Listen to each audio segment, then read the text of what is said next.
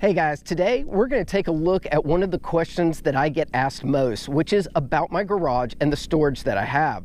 So it's beautiful weather here in South Carolina. I figured today would be the opportune day to take a look at the garage and also go over the cars that I have and what they need done to them. So without further ado, let's go take a look at the garage.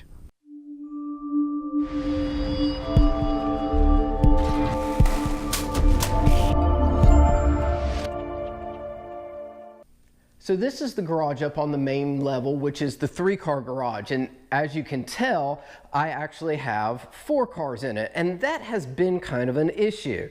Now, before we get any further, there is going to be a video about the Quick Jack 5,000-pound lift, which I just got in, so hopefully I'll be able to do a review of it, show you how to set it up and all that good stuff.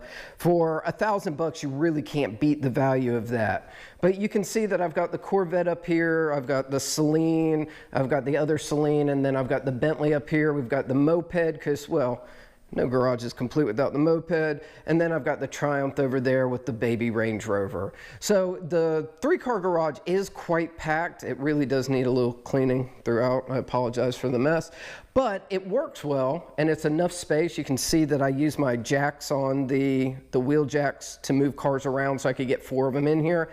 And it's worked out really well. I think what's going to happen, though, is there's going to be a 4-post lift in the 2nd and 3rd bay. That way I'll be able to have 4 cars plus the 5th over here. While we're talking about the 4-post lifts, you can see that when this house was built that we put really high ceilings in, and the garage door openers are actually higher than a standard one would be. Now the first one is standard height, and the second one is, I think it's 2 foot higher.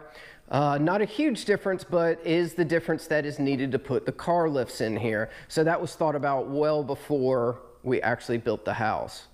Now, I said that I was going to tell you things that need to be done to cars.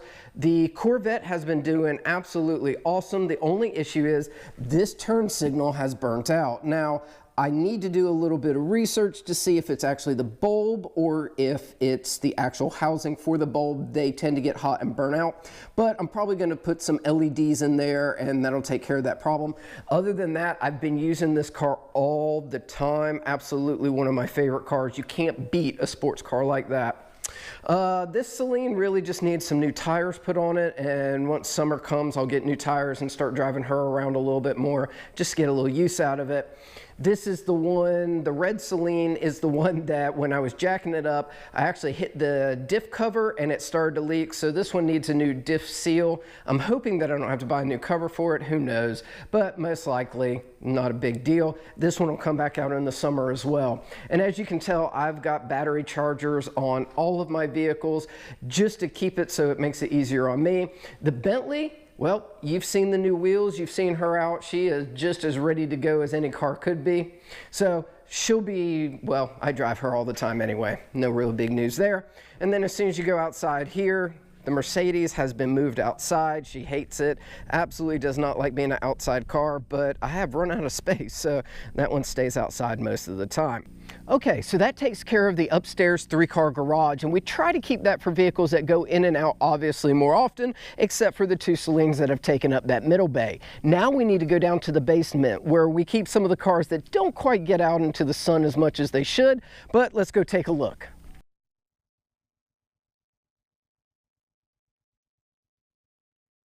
So now we're at the entrance to the basement garage, and you can see that the XKR is sitting outside right now, hence one of the reasons I want to get one of the 4-post lifts upstairs so that this can get out of the sun. Anyway, let's go inside and check on what's going in there.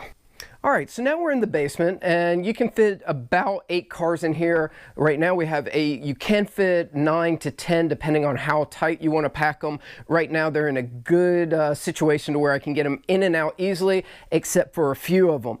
Obviously the NSX right here is difficult to get in and out because you've got to move 2 other cars and then kind of finagle it. This one is one that I really want to get out so badly. It's a pain to get it out, and I don't take it out as much. But this one is ready to go for the summer. Might need an oil change, but that's about it. Over here in the corner, we have my Model A, and I absolutely love the car. We've had it since I was 3 years old, so it's got just that sentimental value to it. Doesn't really get used too much. As you can tell, it's kind of in a corner and very difficult to get out. But it will stay in the family, so she is just staying there and being preserved as long as possible. Hopefully around 2030, when she turns 100 years old, we'll do something with her that's going to be special. And then over here we just have a nice little lounge area for people to hang out in. I've got the Ferrari that's, you can see it's got chargers on it, and almost all of them have chargers on them down here. And those cloths are just to keep the cords off of the paint. Nothing special. The Ferrari, the only thing it needs is really should have an oil change.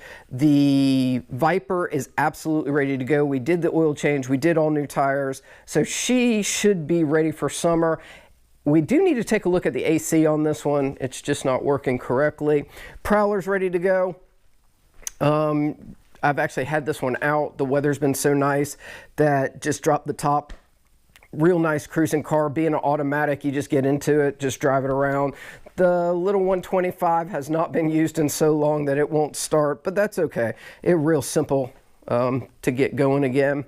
The Cobra R, I just took out to Cars and Coffee last weekend, and it's doing great. Everything is perfect on that. That doesn't need anything at all. The stock car does need a little bit of love.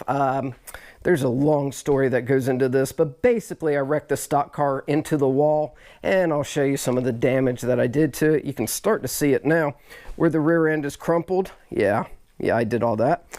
But, you know, what type of story could you have if you couldn't say I put a stock car into a wall? So we're just going to pull some of this out and see if we can get it straightened back out. I'm not sure that that's going to work. And then, of course, the IndyCar, which nothing really happens with that. That's more of a collector's piece. I just like it so much that I can hop in an IndyCar and sit in it. It does have the engine. Everything would work if you were able to start it up. When they sell these to private people, they take all of the electronics out, including the ECM, so that you can't look at what they've done with fuel mapping and all of that. So in a nutshell, that's where everything is. Those are the items that need to kind of be taken care of. I'm looking forward to the summer so I can get these cars back out and start using them a little bit more. Hopefully this has answered a few of the questions of where I keep my cars and how my garage is set up. If you have any other questions, please make sure that you leave those comments below. Hit the like button, hit subscribe. Let me know what you are thinking and what you want to know about, and we'll see you guys next time.